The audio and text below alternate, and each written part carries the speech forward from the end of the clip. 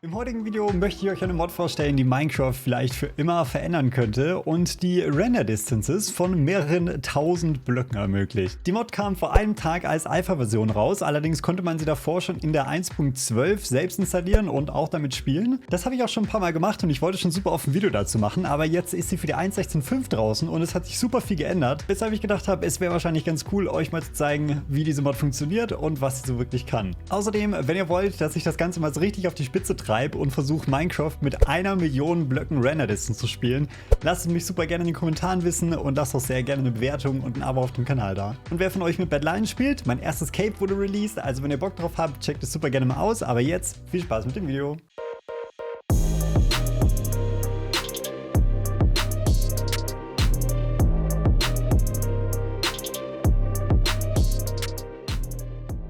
Ich glaube, die meisten von uns spielen Minecraft wahrscheinlich mit einer relativ geringen Render Distance. Gerade spiele ich ohne Optifine und wir haben eine Render Distance von 16 Chunks und es sieht aus, als würden wir 10 Blöcke weit gucken können gefühlt. Naja, ein bisschen mehr sind schon, aber trotzdem fühlt es sich einfach an, als würde man gar nichts sehen, vor allem mit dem Nebel. Ich muss zugeben, dass ich den Nebel in Minecraft normalerweise immer aus habe und ihn jetzt anzuhaben ist irgendwie super weird, weil es sich einfach voll eingeschränkt anfühlt. Ich bin gar kein Fan davon. In Vanilla Minecraft und ohne Optifine kann man eine maximale Render Distance von 32 Chunks einstellen und das ist auf jeden Fall schon sehr viel stärker und man kann auch definitiv weiter gucken. Eigentlich normalerweise auch ohne irgendwie eine große Einschränkung, was den Nebel und sowas angeht. Trotzdem leidet darunter die Performance extrem. Ich würde sagen, ich habe einen relativ guten PC und wir haben jetzt gerade nur noch 20 bis 30 FPS.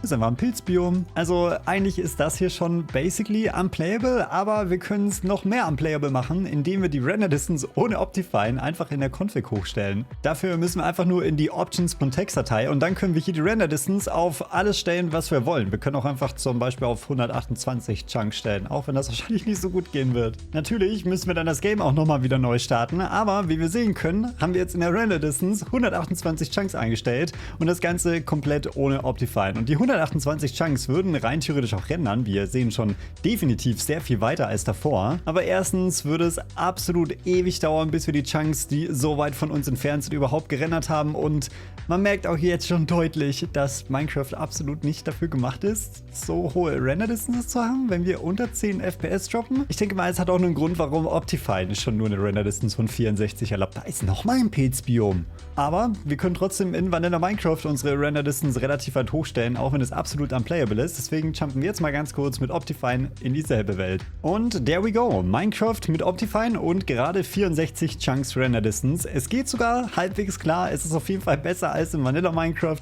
aber trotzdem haben wir immer noch unglaublich krasse Performance-Einbrüche. Wir haben gerade mal 20 FPS, vielleicht 30, wenn es hochkommt manchmal. Wir haben auch gerade sehr viel geladen. Um fair zu sein, würde man wahrscheinlich niemals irgendwo hier oben fliegen, sondern man würde eher irgendwo auf dem Boden rumlaufen und dann gehen die FPS wieder ein bisschen hoch, weil natürlich nicht die ganze Welt, die geladen ist, auch gleichzeitig gerendert werden muss. Das heißt, alles, was gerade hinter uns ist oder irgendwo hinter Bergen, muss nicht unbedingt da sein. Trotzdem würde ich sagen, dass wir jetzt mal die Bot aktivieren, um die es eigentlich gehen sollte. Diese nennt sich Level of Detail und Leute, die vielleicht in der Game-Entwicklung tätig sind, denen ist der Begriff ein bisschen geläufiger. Ich werde ihn gleich nochmal erklären, aber erst zeige ich euch, was dieses Teil eigentlich wirklich kann. Und there we go. Freunde, seid ihr bereit für Minecraft mit ca. 10.000 Blöcken Render Distance? Ich kann euch versprechen, ihr habt Minecraft noch niemals so gesehen. Ich glaube, selbst eine Bedrock Edition würde man nicht ansatzweise sowas hinbekommen. Bevor ich euch das Ganze zeige, keep in mind, dass wir hier noch in der Alpha-Version von dieser Mod benutzen. Das heißt, es ist alles noch nicht final, es ist noch sehr viel Work in Progress, aber nichtsdestotrotz,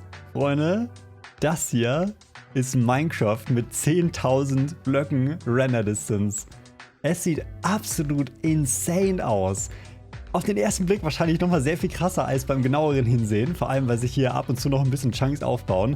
Und das Ganze gerade mit 50 FPS, 60, das liegt aber nicht daran, dass wir so weit gucken können, sondern dass wir das Detailreiche von unserer normalen Welt immer noch auf 32 Chunks haben. Wenn wir das Ganze jetzt runterstellen würden auf 2 Chunks, dann seht ihr, dass sich eigentlich so gut wie gar nichts verändert und wir immer noch unglaublich weit gucken können, aber alles irgendwie ein bisschen komisch aussieht, zumindest unter uns, denn das ganze Terrain um uns rum ist ist in einer Low-Quality-Version praktisch. Also es ist einfach nicht mehr so detailreich, wie eben das Terrain, das genau unter uns ist. Aber wenn wir so spielen, dann spielen wir gerade einfach mit 600 bis 700 FPS und das, obwohl wir 10.000 Blöcke weit gucken können. Also ich muss wirklich zugeben, für mich ist diese Mod absolut mindblowing. Ich habe ein bisschen mitbekommen, wie sie sich entwickelt hat und die Version von dieser Mod jetzt ist nochmal so viel krasser als die 1.12 Version, zumindest was die Optik angeht. Ich werde euch gleich nochmal erklären, wie das Ganze hier funktioniert und ich werde in einem anderen Video, wenn ihr Bock darauf habt, das Ganze nochmal, wie gesagt, so richtig auf die Spitze treiben. Also lasst mich super gerne wissen, was ich mit dieser Mod alles testen soll und was ihr davon sehen wollt. Irgendwie sowas wie 1 Million Blöcke Render Distance,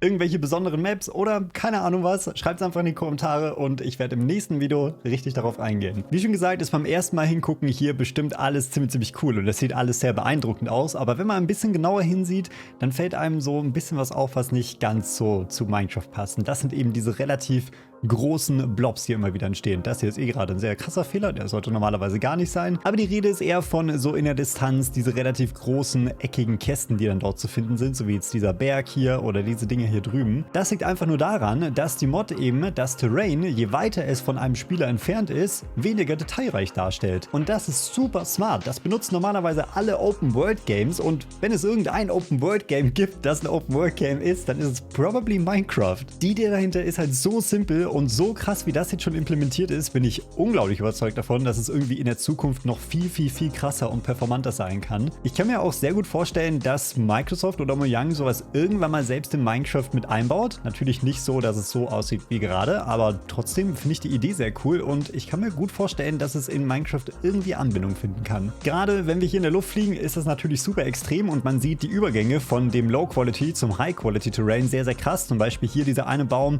der eben hier in der Blocky-Version dargestellt wird und genau daneben in der normalen Minecraft-Version. Aber wie schon auch davor, fliegt man in den wenigsten Fällen im Creative irgendwo super weit oben in der Luft, sondern normalerweise befindet man sich auf dem Boden und läuft da einfach durch die Gegend.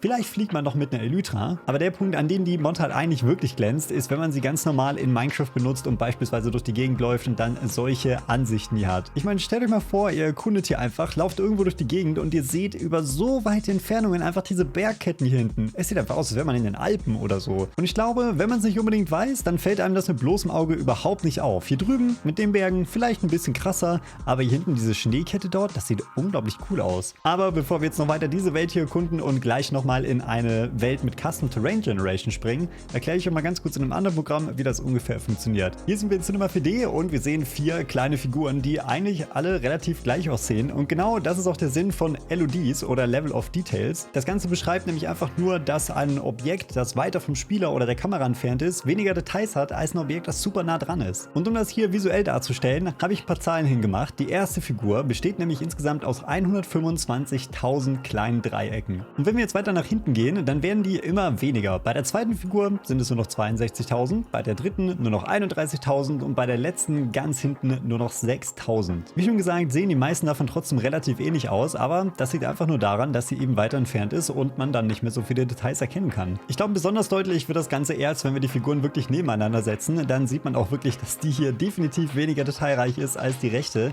Und wir können auch mal ganz kurz die Linien anmachen. Dann seht ihr nämlich die einzelnen Dreiecke, aus denen diese Figur besteht. Und ihr seht, rechts ist das halt super viel. Man sieht schon fast gar keine einzelnen Dreiecke mehr, erst wenn man irgendwie wirklich richtig ranzoomt. Und auf der linken sind die halt viel größer und viel weniger. Und ganz grob erklärt benutzt diese Mod genau das gleiche Prinzip. Sie nimmt einfach Sachen, die weiter weg sind und gibt ihnen weniger Geometrie, sondern fasst sie einfach weiter zusammen. Ich finde besonders interessant wird das Ganze, wenn man den Debug-Mode von dieser Mod anmacht. Man kann nämlich mit F4 einfach die verschiedenen Zonen anzeigen lassen und dann sieht man, wo die praktisch eingestuft sind. Ganz in der Mitte, das ist die detailreichste Zone und je weiter wir nach außen gehen, desto weniger Details haben wir eben. Es wird natürlich auch neu generiert und ihr seht jetzt gerade, dass das weniger detailreiche Terrain direkt in ein bisschen detailreicheres umgeneriert wird. Und das passiert einfach on the fly. Während ihr durch diese Welt lauft, ihr kriegt das gar nicht wirklich mit.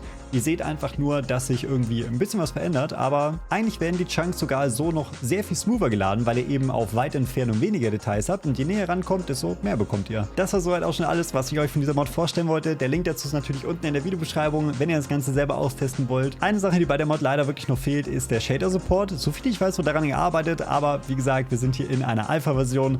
Erwartet also nicht zu viel. Wenn ihr euch die Mod selbst runterladen wollt, dann tut das das sehr gerne und spielt ein bisschen damit rum. Der Link dazu ist in der Videobeschreibung. Wenn ihr die 1.12 Version ausprobieren wollt, zumindest wenn es sie auf GitHub noch gibt, dann könnt ihr das natürlich auch gerne tun. Ist ein bisschen komplizierter zu installieren, aber die Cracks unter euch bekommen das hoffentlich hin. Und ansonsten könnt ihr die 1.16 Version einfach super easy auf CurseForge downloaden. Und ich würde sagen, wir sehen uns beim nächsten Mal wieder. Vielen Dank fürs Zusehen und bis dann. Peace.